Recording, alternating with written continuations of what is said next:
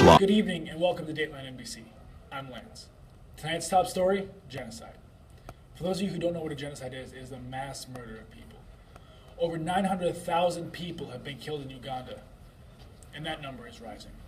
Men, women, and children are being slaughtered in the streets and in their homes, and they cannot defend themselves.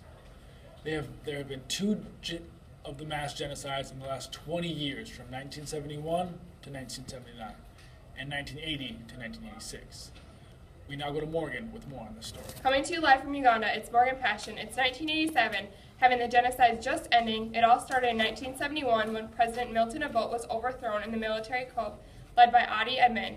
Amin was a bloodthirsty dictator who ordered 100,000 to 300,000 deaths of the Ekolai and Langi groups. Amin's rule led until 1979, ending the first genocide in Uganda. Amin killed these people because they supported Obote and his army. Admin either shot or forced them to club one another. Others were forced out of the country. Coming back to you, Lance. Disturbing, isn't it? And that is only the first genocide in Uganda.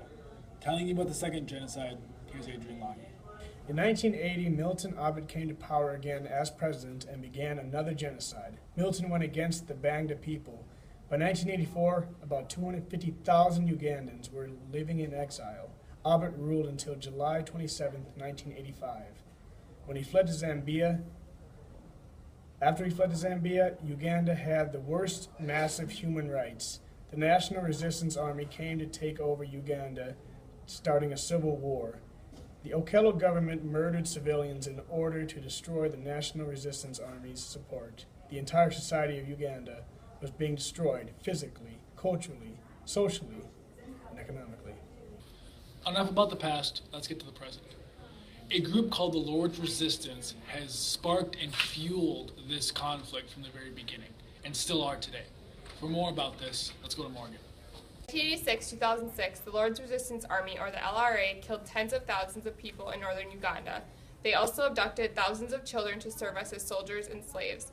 25,000 children were also abducted and forced to kill their friends and relatives. Every night, 40,000 children would flee their homes in order to escape abduction, torture, or murder from the LRA. About 1.8 million Ugandans were displaced. Since 1996, the LRA put these people in internal displacement camps. These displacement camps were also known as death camps or concentration camps. Back to you, Lance. Thank you, Morgan. Adrian, how are these people doing now? Today in Uganda, the displaced people that were affected by this horrific event can go back to their homes and back to their lives. 900,000 people have died in this horrific genocide, and even more remain in exile.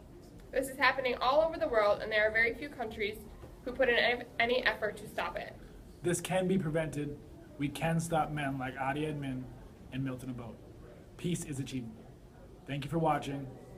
This is Dateline News. I'm Lance. I'm Adrian. I'm Morgan. See you tomorrow night. Dateline.